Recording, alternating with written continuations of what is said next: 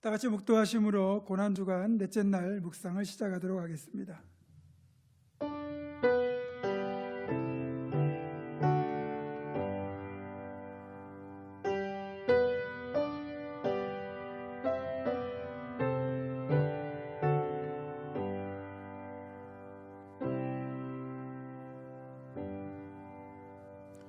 다 같이 찬송가 455장 주님의 마음을 본받는 자 찬양하겠습니다.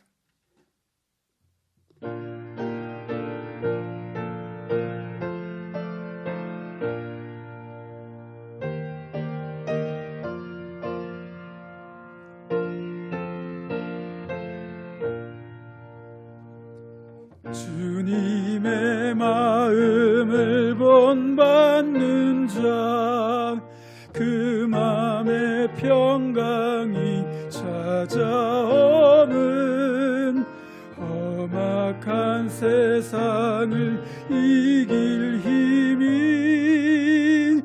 하늘로부터 임함이로다. 주님의 마음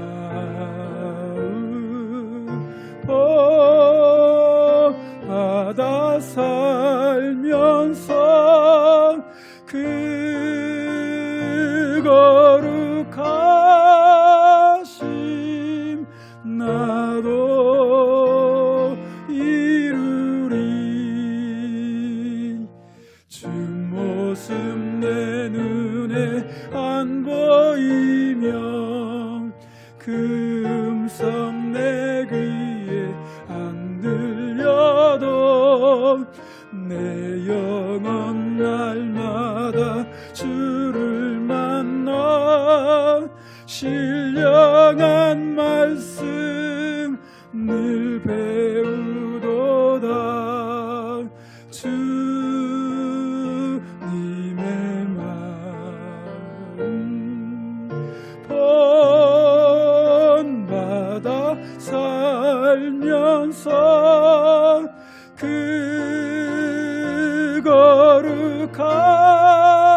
거룩하심 나도 이루리. 가는 길 거칠고 험하여도 내 맘에 불평이 없어짐은 십자가 고난을 이겨내신 주님의 마음 본받음이라. 주님의 마음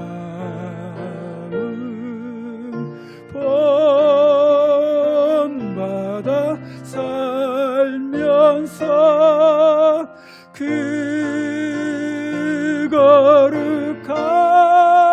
거룩하심 나도 이루리.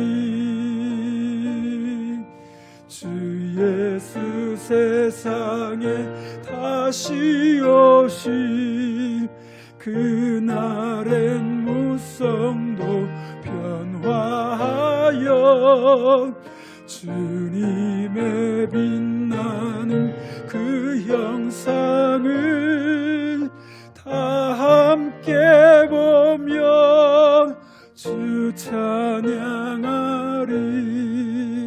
주님의 마음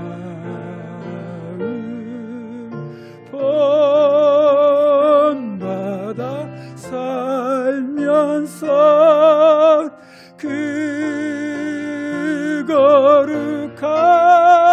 거룩하심 나도 이루리. 아멘. 오늘 함께 나눌 묵상의 말씀은 요한복음 13장 14절과 15절의 말씀입니다. 신약 170쪽에 있습니다.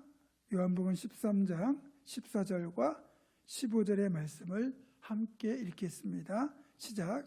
내가 주와 또는 선생이 되어 너희의 발을 씻었으니 너희도 서로를 발을 씻어주는 것이 옳으니라. 내가 너희에게 행한 것 같이 너희도 행하게 하려 하여 본을 보였노라. 아멘. 오늘은 주님께서 이제 최후의 만찬, 최초의 성찬식을 행하신 날로서 특별히 세족 보교일이라고도 불리는 날입니다. 유월절 만찬을 즐기시던 자리에서 주님이 제자들의 발을 씻어준 세족식이 거행된 날이죠. 그래서 최후의 만찬과 세족식이 같은 장소에서 연이어 벌어진 겁니다. 이 세족식이 꽤 의미 있는 행동인데도 불구하고 성경을 보면 이상하게도 마태, 마가, 누가복음에는 주님이 제자들의 발을 씻어준 이야기가 기록되어 있지 않습니다. 최후의 만찬은 다 기록하고 있는데 세족식은 보도하고 있지 않아요. 오직 요한복음에서만 최후의 만찬과 함께 그날 밤에 세족식이 있었음을 분명히 기록하고 있습니다. 그렇다면 왜 요한은 다른 복음서에서는 생략한 세족식 장면을 성경에 포함시켰을까요? 왜 그래야만 했던 것일까요?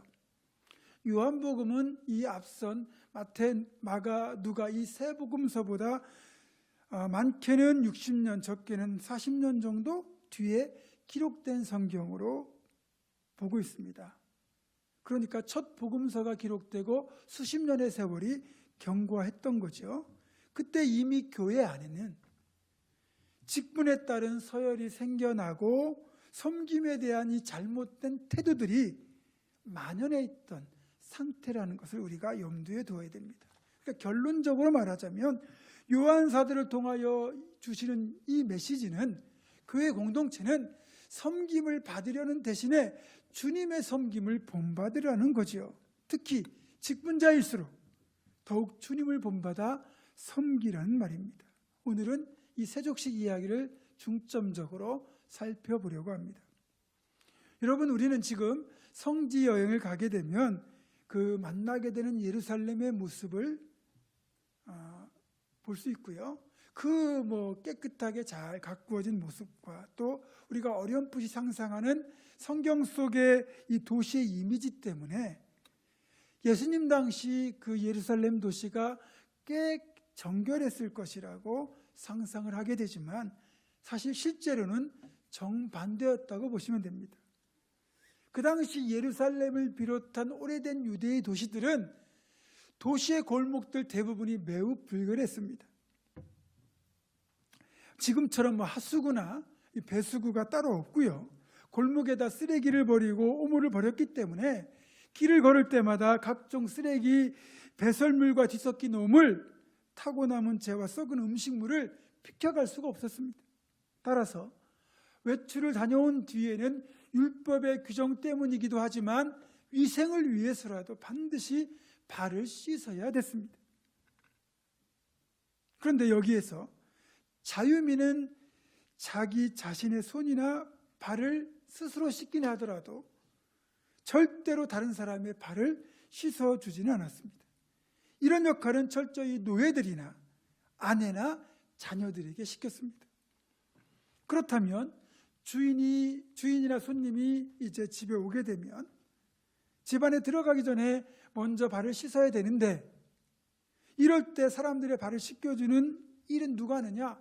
그 집에 하인이 있다면 하인 중에서도 가장 신분이 낮은 하인이 하는 천한 일이었습니다. 만약 발을 씻겨줄 하인이 없다 그러면 난감하게 되는 거죠. 그리고 만약에 여러 사람이 집에 들어갔다 그러면 누군가는 다른 이들의 발을 씻겨주어야 되는데 내가 그냥 좋은 마음으로 남의 발을 씻겨주더라도 그렇게 되면 내가 그 사람보다 더 아래라는 의미가 되고요. 하인처럼 천한 사람이 되는 것이라고 생각했기 때문에 아무도 선뜻 남의 발을 씻겨주려 하지 않았습니다. 주님과 제자들도 마찬가지였죠. 최후의 만찬을 행하기 전 분명히 외출을 하고 돌아왔기 때문에 주님을 포함한 제자들의 발을 누군가는 씻겨주어야 되는데 아무도 선뜻 그 일을 하지 않았습니다. 그리고 다른 사람들은 몰라도 제자들 중 누군가는 주님의 발이라도 씻겨 드려야 되는데 심지어는 주님의 발조차도 제자들 중 아무도 씻겨 드리지 않았다는 거죠. 그렇게 발을 씻지 않은 채 유월절 만찬을 위해 식탁에 둘러앉았고 결국 부정한 채로 식사가 진행되었습니다. 그럴 때 주님이 자리에서 일어나셔서 겉옷을 벗으시고 허리에 수건을 두르시고 그리고 대야에 물을 떠다가 무릎을 꿇고 제자들의 발을 씻기기 시작한 겁니다. 이제까지 누누이 주님은 봉사와 섬김, 겸손에 대하여 가르치셨어요. 낮아짐이야말로 진정 높아짐이라고 힘주어 말씀하셨건만 제자들은 주님의 이 말씀, 이 역설을 이해하지도 못했고 받아들이지도 않았습니다. 결국 주님이 택하신 최후의 방법은 행함의 본을 통한 가르침이었습니다. 행함이야말로 최고의 가르침이었기 때문입니다. 그리고 주님의 섬김이 더 귀한 것은 이 섬김이 힘들 때 이루어진 섬김이라는 거죠.